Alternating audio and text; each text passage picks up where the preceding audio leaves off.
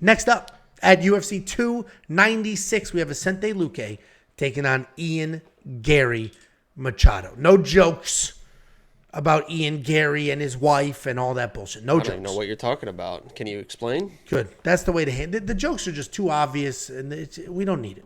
I don't even know. Can you explain what's going on here? Maybe the people don't know what's going on, or that is a good point. They may not. So turns out, Ian Garry's much older wife. You notice his last name says Machado. He changed his last name to his wife's last name. And we made fun of him a little bit last year, and then he came out and he was like, well, she has a kid, and I want all our last names to be the same. It's like, all right, that's kind of sweet, fine. And then it was discovered that his wife literally wrote a book on how, they call it a WAG, I guess. I don't know what the acronym is. Literally wrote a book on how to trap young up-and-coming athletes so you can get all their money and get in there before they're super famous, and then they're going to be super famous. Literally wrote a book. It's on Amazon. It exists. So now the internet has united, and they're all just calling Ian Garry a cuck. If you don't know what a cuck is, that's a cuckold. It's somebody who watches somebody else have sex with their wife. Some people's thing. That's what's happening here. The joke's uncalled for. I will say, we'll talk about it in a minute, he literally made his Twitter private at one point. He said the last 2 days, he said, I am nervous for my family, their safety. So there's a lot of, there may actually be some head stuff going on here, and that could affect this fight. But anyway, we got Vicente Luque, 22-9 overall. He is 3-2 in his last 5. He is coming off the main event win over Rafael dos Anjos. He's taken on Ian Garry, undefeated, 13-0. And he's fighting his first really, truly ranked fighter. Vicente Luque is the most accomplished fighter that Ian Garry has fought to date. Vicente's a very good, well-rounded guy. He's good everywhere. He's got grappling. He's got striking. He has power. He has jiu-jitsu. He is good everywhere.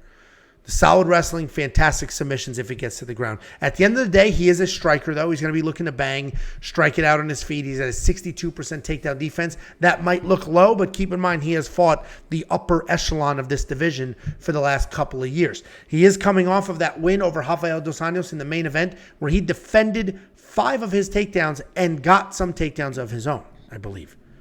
He can be a sniper on his feet, slick on the ground, and he is a wrestling threat offensively. Him taking down Rafael dos Anjos a few times was not expected, right? Everybody thought, if you thought RDA was going to win, you thought he was going to take down Vicente. And if you thought Vicente was going to win, you thought he was going to defend the takedowns and knock him out. You didn't think he was going to get his own. He's taking on Ian Garry. This guy's a very good striker. He's got very good hand speed, fantastic footwork.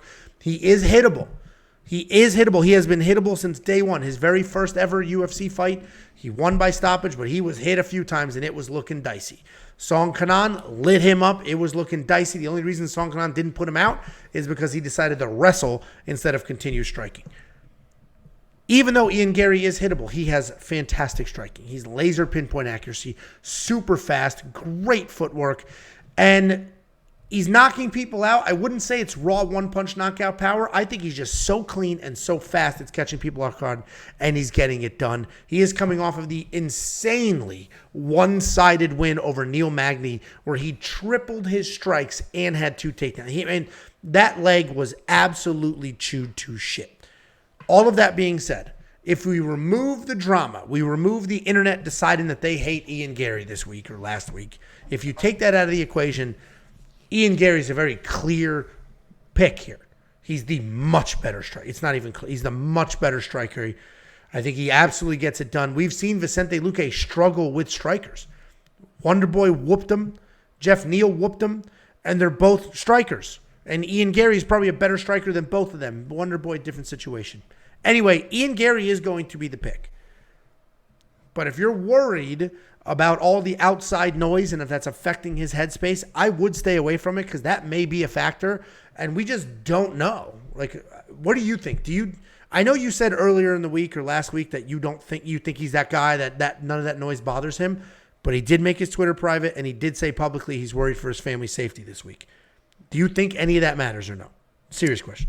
I think he's fine. He's a young, confident dude. I think he just made a post. He's got comments back on 4 hours ago. He just made a post about some There will always be haters. It's my time to respond this Saturday. And someone said, "You're an inspiration, Ian. You remind me of Brendan Schaub." And then another comment says, "Please don't let your nutritionist see this, bro. He's going to cut your bedtime," because this nutritionist is the wife's ex. Oh, that's right. Yeah, that it's a tangled web. Go ahead. Who do you think wins this fight? I would encourage people, listen, if you think Ian is what he is and this and whatever, and you think it might affect his performance or whatever, just don't bet him. I would encourage people not to bet against Ian and put money on Vicente just because of all the outside noise. It's not worth it, right? Because Ian Garry is just, to his credit, and I'll be honest, I used to be an Ian Garry apologist, I would say, because I know a lot of people, even before all this stuff, thought he was kind of a douchebag and whatever. And I stood up for Ian Garry. I said, listen, I kind of think it's kind of funny the way he goes about things. Like the Daniel Rodriguez stuff, he sent a pizza to him like the night of the weigh-ins and stuff like that. Stuff is funny to me, right? He sent a pizza to his room the night he's cutting weight and all that stuff. So sorry, real quick, he took Jeff Neal's mugshot, printed it on a shirt, tried to sell the shirt, wear the shirt, and then he jumped down Neil Magny's throat like, "I would never hit my kid. You're a child abuser." Oh, that's great. I would never got to that. Yeah. Thanks for. Well, you sounded like you were moving on. You sounded like you were moving on. I was talking about the things that he did, and then you just really put 2 feet in there and splashed all the water out of the pool. Because you're fat.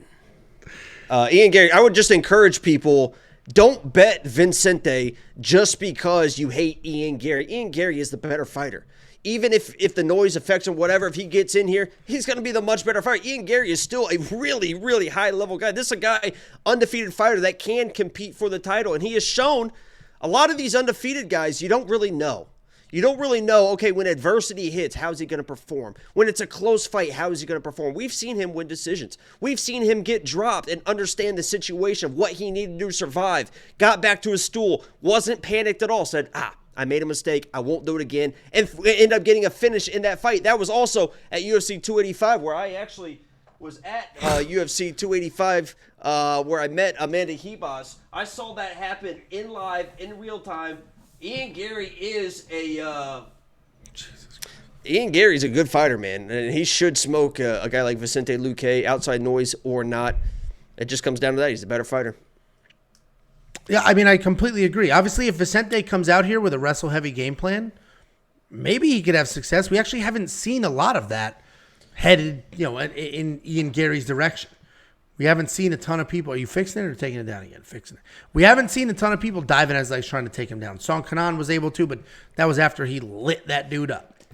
So I agree. Him surviving the Kanan beating and the almost stoppage. A different referee may have stopped it. Like he was not close to being stopped. Song started grappling him and saved him. Well, that was the only reason that saved him. But like a different referee may have stopped.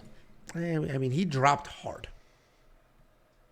Anyway, I do think surviving that helped him quite a bit. It did show us, like you said, that he can get through adversity. He is tough. He's not a quitter. He is still hittable, and Vicente Luque does hit hard, but he should be the much better fighter here. He should absolutely win. I am staying away. I don't trust all the outside noise. Vicente is the first-ranked fighter he's ever fighting. There's a lot of stuff here. I'm not going to bet Ian at minus 375. He's certainly not in the safety parlay. I am going to leave that alone, but I'm going to watch this fight. I'm very interested. It's better for the division if Ian Garry wins. A lot of people are going to be rooting against him because people are weird haters. It is better for the division to have the young, undefeated up-and-comer win this fight and then work his way into a title shot, especially at this weight class. Well, I mean, even with the storylines and everything, to get him on the mic afterwards, I mean, yeah, the UFC wants him to win this fight. There's no doubt about that.